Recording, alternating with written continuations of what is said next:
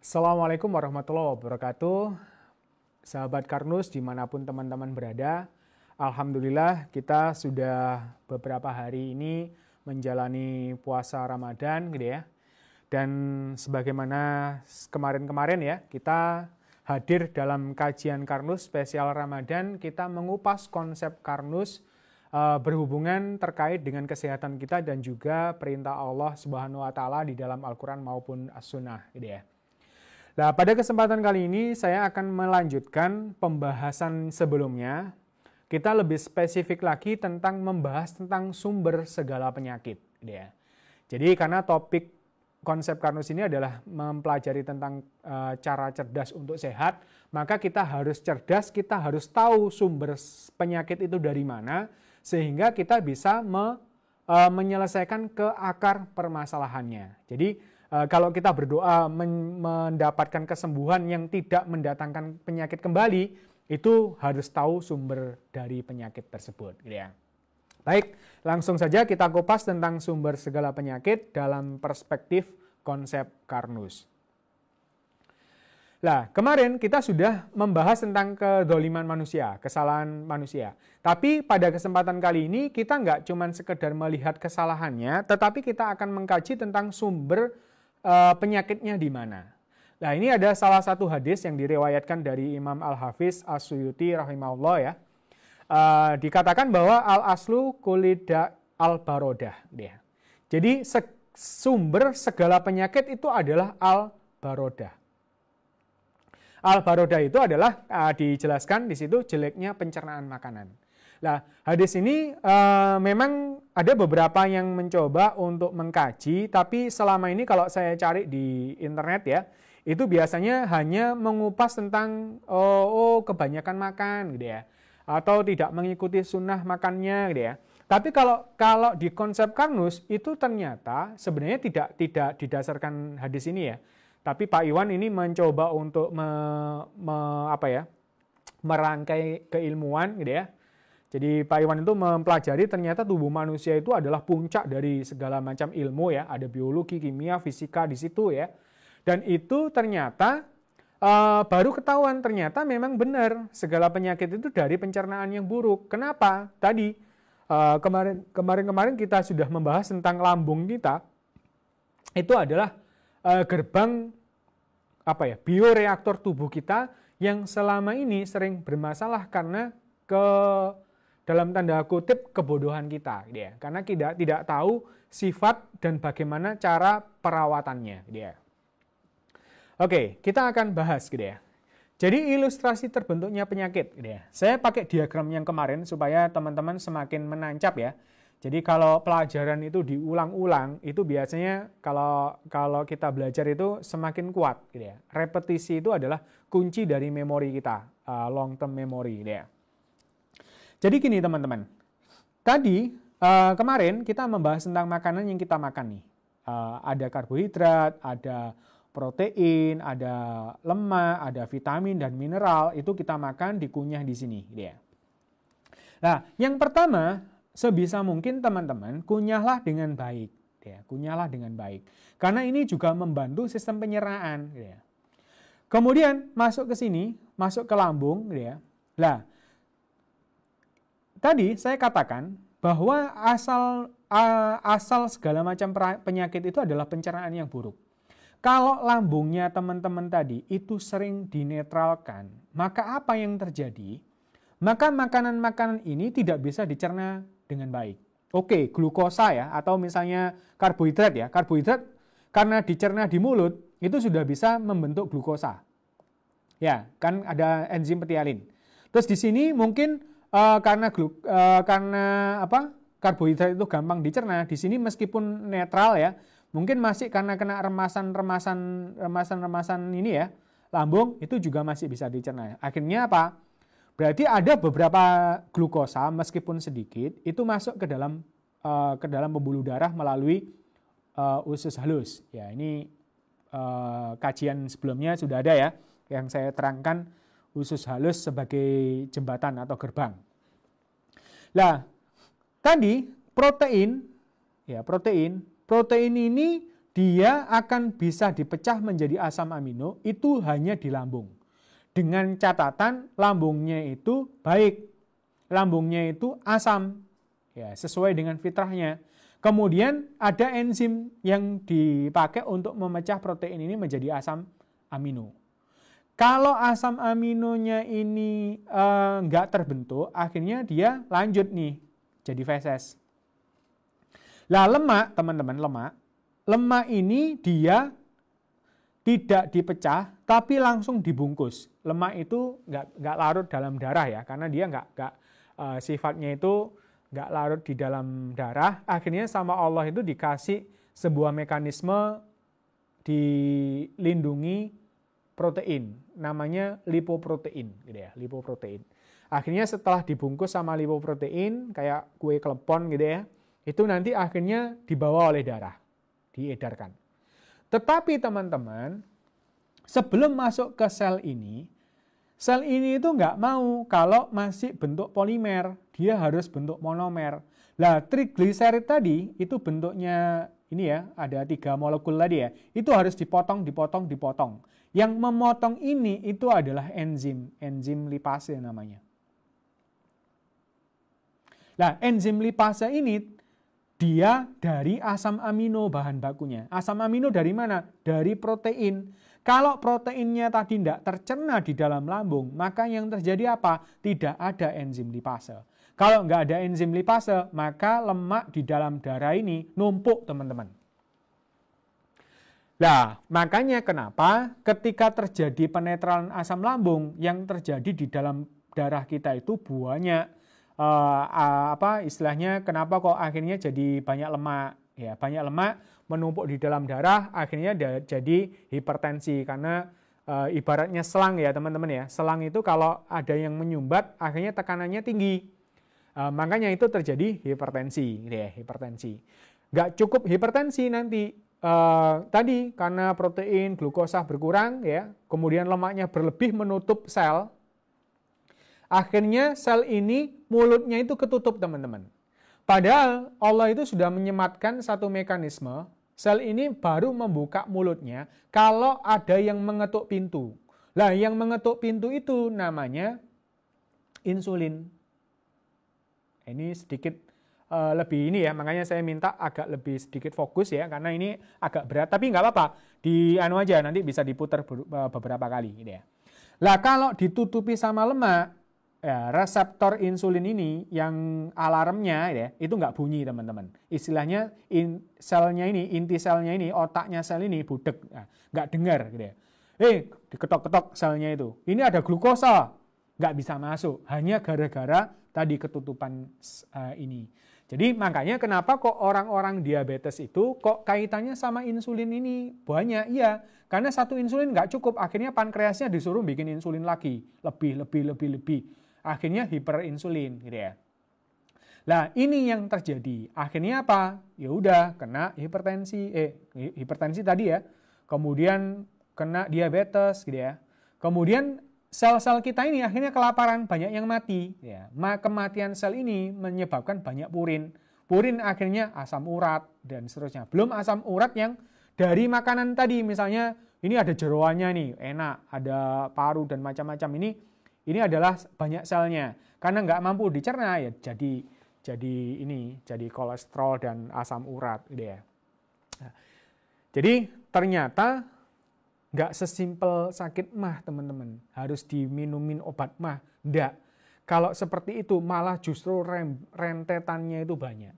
Belum lagi kalau misalnya ini, teman-teman, tadi kan sebelum masuk ke usus halus ya, empedu ini mengsekresi atau mengeluarkan cairan basa empedu. Ya.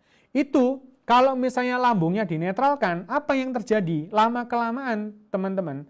Jadi asam garam empedu ini ya, garam empedu ini akhirnya yang dikeluarkan yang harusnya 10 mili misalnya gitu ya, itu jadi cuma 2 karena sudah netral gitu ya. Padahal dia ditugasi sama Allah itu memproduksi garam empedu gitu ya, supaya untuk menetralkan sebelum masuk ke usus halus gitu ya. Lah, apa yang terjadi? Garam-garam ini ngumpul jadi kristal, jadilah batu empedu, teman-teman. Ngeri ya teman-teman ya. Kalau kita belajar itu ternyata, tubuh kita itu ternyata banyak penyakit itu hanya gara-gara ketidaktahuan kita, kebodohan kita, kejahilian kita. Makanya kenapa kok ilmu itu disimbolkan nur, teman-teman. Ilmu itu disimbolkan nur yang akan menghapus kegelapan. Kebodohan kita itu adalah kegelapan. Harus disinari dengan nur, dengan ilmu, supaya kita paham, supaya kita hidupnya lebih baik. Ya. Makanya kita perlu terus belajar. Gitu ya. Nah dari sini sudah kelihatan nih teman-teman. Oh ternyata kalau hipertensi itu karena itu, Mas. Nah terus kalau stroke, ya sama saja. Stroke itu berarti kaitannya sama nanti kalau ke otak. Kalau sumbatannya itu adalah aliran-aliran ke otak, ya bisa jadi stroke. Makanya kenapa kok orang hipertensi lambat laun ya jadi stroke. Gitu ya. Terus obat-obat selama ini yang diberikan itu adalah biasanya modelnya simptomatik. Simptomatik itu adalah meringankan gejala atau menyelesaikan gejala tanpa akar permasalahannya. Padahal akar permasalahannya tadi dari lambung, teman-teman. Nah, biasanya kalau orang hipertensi, udah dikasih obat yang menurunkan tekanan darah, mengencerkan darah, memelankan jantung. Itu yang dilakukan. Nah, padahal kita makan terus, lambungnya nggak beres, problemnya terus terjadi. Terus mungkin teman-teman yang muslim biasanya dibekam enak, ringan teman-teman. Tapi karena akar permasalahannya belum selesai, sekali dibekam, minggu depan sudah nggak enak lagi, sakit lagi, dibekam lagi, terus gitu. Kalau lama-kelamaan, ya kasihan teman-teman sumsum tulang belakang kita, karena yang membentuk darah itu kalau diambil, maka langsung otak memerintahkan sumsum tulang belakang untuk membuat sel darah merah lagi. Karena kalau kekurangan nanti siapa yang membawa nutrisi sel nutrisi ini disebarkan ke seluruh tubuh dia. Nah, ini kalau kita paham tentang ini, maka kita akan tahu ternyata benar yang dikabarkan oleh Nabi Muhammad dulu bahwa segala macam penyakit itu tadi sumbernya adalah pencernaan yang buruk. Bukan cuma sekedar kekenyangan teman-teman, tapi tadi karena proses pencernaannya tidak berjalan dengan baik akibat lambungnya dinetralkan. Oke, paham ya? Lah, jadi konklusinya apa? Kalau lambung bermasalah, maka nutrisi sel tidak tersedia, sel kelaparan, fungsi organ menurun. Inilah yang disebut dengan penyakit degeneratif. Namanya degeneratif ini berarti mengalami penurunan fungsi organ. Apa saja itu? Ya mulai maggot, hipertensi, stroke, diabetes, gagal ginjal, saraf kejepit ya. Kalau teman-teman ini ya kayak susunan tulang belakang ini kekurangan nutrisi, akhirnya bisa menjepit saraf, jadi saraf kejepit, sakitnya luar biasa ini ya. Termasuk osteoporosis, osteoartritis, kepikunan, bahkan penuaan dini. Nah, ingat ya, sebelumnya kan saya sudah membahas tips awet muda itu apa? Ketika proses regenerasi sel ini berjalan dengan baik. Itu kalau ada bahannya. Nah, waktu mau membelah diri ternyata selnya itu gak ada bahannya, teman-teman. Gagal. Kalau gagal ya akhirnya banyak sel yang mati, akhirnya kita keriput. Makanya keriput itu sebenarnya adalah tanda-tanda tadi, degeneratif dari kulit, gitu ya. Itu penyakit degeneratif. Nah, ada lagi penyakit yang lebih kronis, teman-teman. Ini, kalau nutrisi sel tidak tersedia dengan cukup, dapat mengganggu regenerasi sel. Ditambah kalau ada namanya inisiator oksidatif atau provokator, teman-teman, yang nanti bisa memicu sel abnormal. Sel abnormal itu contohnya seperti keloid atau bahkan yang sederhana kutil, miom, ya, endometriosis, ya, kanker payudara, kanker apa saja, semua kanker, tumor itu adalah bagian dari sel abnormal. Termasuk kalau terjadi pada sel imun kita, itu namanya autoimun, seperti lupus gitu ya. Termasuk di kasus COVID-19 gitu ya. Itu berarti juga ada kaitannya sama sistem imun. Nah, itu dari mana teman-teman? Ternyata lemak yang ada di tubuh kita itu dia bisa bereaksi dengan oksigen, terjadi pembakaran. Jadi di konsep Karnus itu gini teman-teman, pembakaran itu harusnya ada di ruang pembakaran. Ruang pembakaran itu di mana? Di mitokondria. Ingat ya kemarin ya, Di sel kita itu ada satu organel yang namanya mitokondria, itu tugasnya adalah pembakaran nutrisi tadi untuk menjadi ATP. Tapi, gitu ya, ketika pembakaran itu terjadi di selangnya, teman-teman, apa yang terjadi? Kalau mobil ya, harusnya itu di ruang pembakaran, ternyata di kabelnya, teman-teman. Ya kebakaran, bahaya, teman-teman. Nah, ternyata di pembuluh darah kita itu bisa terjadi pembakaran hanya gara-gara apa? Ketika lemak yang menumpuk dalam darah tadi ketemu sama oksigen, dipicu, dipatik ya, dengan namanya inisiator oksidatif. Itu bisa menjadi radikal bebas. Radikal bebas ini teman-teman, itu bisa mempengaruhi DNA yang menyebabkan salah perintah. Mestinya, contoh misalnya kalau kulit kita teriris ya, seret. Itu sebenarnya kan sel kulit yang luka. Maka sebenarnya harusnya otak ini memerintahkan membuat sel kulit. Tetapi karena salah perintah tadi, karena ada provokatornya, akhirnya yang terjadi bukan sel kulit, tapi sel kuping misalnya. Akhirnya terjadilah tadi sel abnormal. Nah ini padahal DNA itu adalah cetak biru, kalau kemasukan ini teman-teman, kena keton radikal gitu ya, itu bisa langsung masuk ke dalam sel, bisa mempengaruhi DNA, itu bisa menyebabkan kanker dan keluarga-keluarganya. Penyakit itu ganas banget teman-teman. Dikatakan kalau orang kanker itu sudah penyakit yang sudah tinggal menunggu maut gitu ya. Jadi diabetes saja mungkin dikatakan oleh dokter kita itu sudah nggak ada obatnya, apalagi kanker gitu ya. Lebih parah lagi itu karena semacam ini. Tapi insya Allah di konsep Karnus karena kita mengkaji, kita yakin katanya sama Allah sama Nabi Muhammad bahwa segala penyakit sudah diturunkan oleh Allah obatnya. Berarti kan semuanya ada obatnya. Di mana itu? Ternyata di dalam sistem tubuh kita itu sudah bisa menyembuhkan diri sendiri. Nah, lebih lanjut tentang kanker sebagai penutup di sesi ini ya. Jadi apa sih penyebabnya atau provokator itu dari mana sih gitu ya? Yang bisa menyebabkan sel abnormal seperti kanker, tumor, miom dan seterusnya gitu ya. Itu ada yang pertama adalah dari radikal bebas. Oksigen yang berlebih tadi, kemudian peroksida. Peroksida itu seperti biasanya kalau kita beli makanan yang dari minyak yang digoreng terus-menerus gitu ya. Itu juga bisa menyebabkan seperti ini gitu ya. Kemudian juga dari logam berat. Logam berat itu biasanya kita kena itu dari kosmetik, kemudian pewarna makanan, perasa sintetis gitu ya. Jadi dari makanan dan kosmetik ini juga bisa memicu hal-hal yang demikian. Apalagi meskipun kosmetiknya itu aman teman-teman, tapi kalau tidak sesuai dengan algoritma sang pencipta, itu juga bisa menjadi bahaya. Kenapa? Contoh nih, kita kemarin itu sudah membahas tentang UV, sinar UV. Sinar UV itu kuat sekali, bahkan sampai bisa memecah molekul H2O. Nah, tubuh kita, karena Allah ini menciptakan alam semesta ini ya, termasuk tubuh kita ini ya kena semua sinar matahari. Makanya Allah yang Maha Adil memberikan perlindungan atau tabir surya alami yang namanya pigmen teman-teman.